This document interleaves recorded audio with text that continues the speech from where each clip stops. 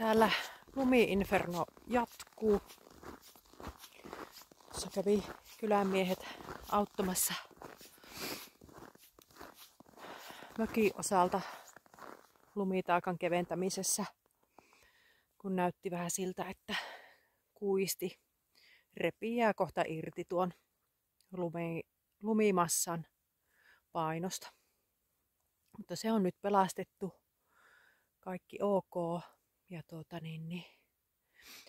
nyt täytyy itse vaan tuon pikkusaunan katolle kiiveteen ja tehdä sieltä nuo lumityöt. Sielläkin tuota lumimassaa on ainakin 0,5 metriä. Piippu alkaa hauttautua jo tuonne lumeen sisälle, niin käydään pelastamassa katto. Tässäpä tämä työmaa on. Tikkat löysin tuolta jostain varaston perukoilta. Ei ehkä ole ihan parhainta mahdollista laatua, mutta jospa ne sen verran kestää, että pääsen tuonne katolle. Sinne pitäisi sitten kolan kanssa lähteä ja tuommoisen lapionkin löysin. Siinä toki tuo kahva puuttuu, mutta ehkä sillä jotakin saa aikaiseksi kuitenkin. Voi ristus.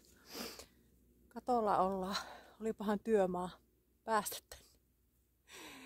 Vitsi, tämmöiset liukkat toppahousut ja tommonen jäinen peltikatto, niin aika huono yhdistelmä, mutta täällä ollaan ja alashan pääsee sitten eri tavoilla.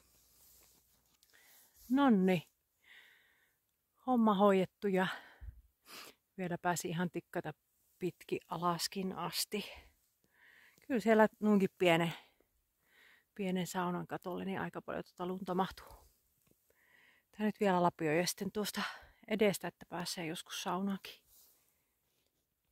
Piti vielä käydä hakemassa tuo lumilapio tarkastelu, että olisikohan mulla semmoista työkalua, jolla saisi tuon kahvaosan tuosta irti ja huomenna olisi kaupunkipäivä, niin katsoisi, että löytäisikö siihen uutta kahvaa. Muutenhan lapio on ihan hyvä ja hyvin toimi myös tuolla saunan katollakin. Toki mennessä aina vähän lipsahella kädestä tuo, kun ei ollut tuota kahvaa, mutta pitääpä vähän katsoa tuota tarkemmin. No eihän se onnistunut millään työkaluilla. Täytyy katsoa, että saanko vielä väkivalloin tuon tuosta irti vai täytyykö sitten vaan sahata tuosta kahva-alta pois. Pistetään vähän nopeutettuna tämä episodi. No niin, eli lapio kiinni ruuvipenkkiin ja työkaluinahan on nyt sitten vasara ja tuommoinen ruuvimeisseli. Ja arveli, että hakkaan tuolla ruuvimeisselillä hapristunutta kahvaa. Eli se oli tuommoinen muovinen kahva, niin että saan sen sillä irti. Siihen oli laitettu joku semmoinen, se ei ollut ruuvi, mutta joku semmoinen kiinnitin, jota en sitten niin kuin millään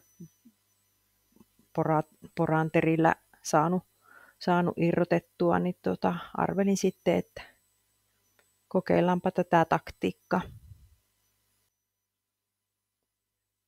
Pikkusen meinas aina lipsua tuo lapio tuosta ruuvipenkistä, mutta kiristämällä sitten sai sen kuitenkin siinä pysymään ihan hyvin. Ja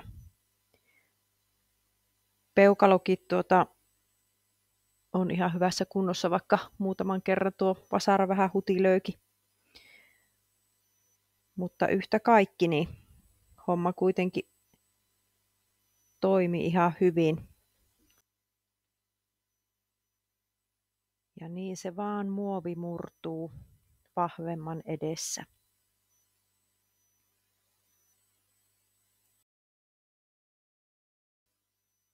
Ja mikä tärkeintä, minä voitin!